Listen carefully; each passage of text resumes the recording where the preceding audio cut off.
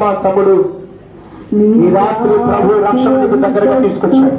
నీ అంద చందాలు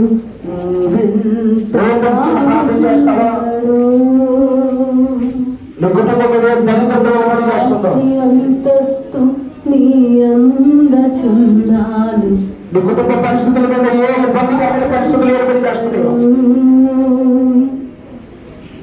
నోటరిస్తావా? చిన్న ప్రార్థన చేస్తావా? చాలా మంది నోరు తెరవలేదు. నోరు తెరవాలండి. ప్రభు నీతో మాట్లాడాడు.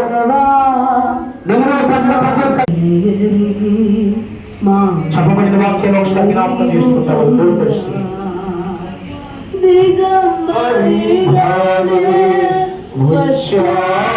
విచ్ఛిన్నమైన పరిస్థితులకు వెళ్ళిపోతున్నాయి. అయినా మన జీవితంలో మార్పు రావట్లేదేమో, అయినా వారు మనసు పొందడానికి అవకాశం ఇవ్వట్లేదేమో, అయినా రక్షణ పొందడానికి అవకాశం ఇవ్వట్లేదేమో. ఆ ప్రభు నీతోనే మాట్లాడింది. పరిశుద్ధాత్ముడు ఈ రాత్రి ప్రత్యేకంగా ఈ ప్రోగ్రామ్ సంచారం చేస్తున్నారు. ఈ భారాలైనా ఈ భారాలపై దిగి వచ్చినటువంటి దేవుడు అయినా ఈ భారాల బాధ్యతలు భరించడానికి దిగి వచ్చిన ప్రయాసపడి సమస్త ప్రజల నయందుకురండి నయందుకురండి ప్రభు పిలుస్తున్నది. ప్రార్థన చేస్తావా? ప్రార్థన చేస్తావా? చిన్న కన్నీటి బొట్టి కార్చి ప్రార్థన చేస్తావా? నీ బాధలు చేస్తే ఏసై వైపు చూడు. పాపాన్ని తీసి ఏసై వైపు చూడు. శాపాన్ని తీసి ఏసై వైపు చూడు. నీ కుటుంబం తరతరాలుగా శాపమే ఏర్పడి చేస్తుందేమో.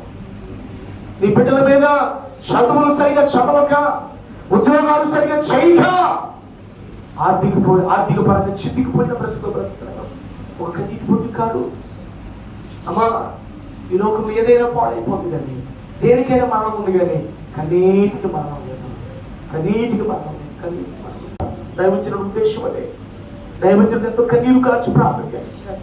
కుటుంబాలను రక్షించబడాలి, కుటుంబాలన్నీ పతనం కాకూడదు, బిడ్డలంతా ప్రయోజనం కావాలని ఆయన ఉద్దేశం. ఈ రాత్రి ప్రభు నీతో నాతో మాట్లాడిన ప్రతి మాటను బట్టి ఒక నిమిషం ప్రార్థన చేస్తాను.